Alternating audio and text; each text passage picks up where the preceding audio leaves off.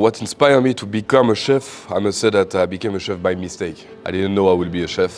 Some of my friends was working in a Michelin-star restaurant back then, and I decided to follow their path because I had no other option. I wasn't good at school, so I had to do something, and it ended up being the best decision of my life. I was coming with my wife in Dubai, right, and we opened a restaurant that ended up closing the day of the opening.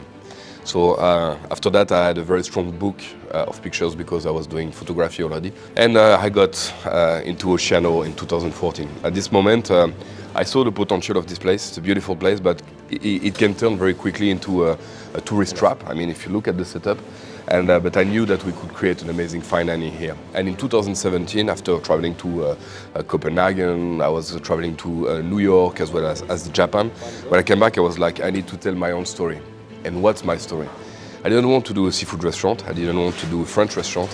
What I wanted to do is to tell my own story through travels. And then we created this Tales and Travels through food. It's very, very difficult to define a cuisine of what we do in Ossiano. And that's why we call it Tales and Travels through food.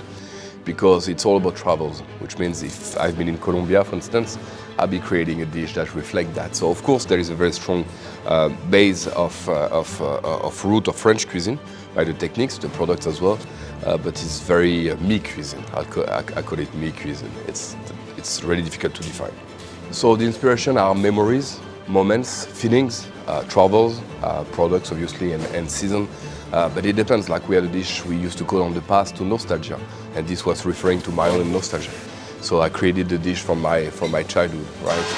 So there is very much a lot of verticals in my cuisine. It can be, I'm telling you, like from an emotion that I had, trying to convey the nostalgia to the guest, to the customer, or it can be an amazing product that I cook in Japan, or a producer that I met somewhere else in Poland, for instance, and then you realize that it's a cuisine of the instant that is here to tell story through food.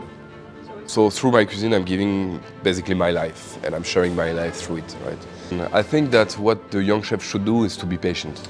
Right now, chef wants to be head chef 5 years of career. And it doesn't work this way.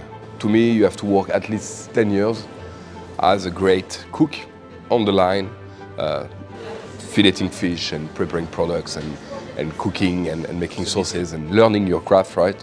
Before even thinking to be a chef. It's not enough to be just looking nice and social media. It doesn't make you a good cook, right? You need to know, understand flavor, you need to understand products, you need to travel. It takes time, right? So you need to be patient, but most of them doesn't want to be. What is the secret to be one of the best chefs? I think it's very simple. Be unique, be yourself. Don't follow any trends, follow your own vision of what you want to do. And then you may have a chance to be one of the best.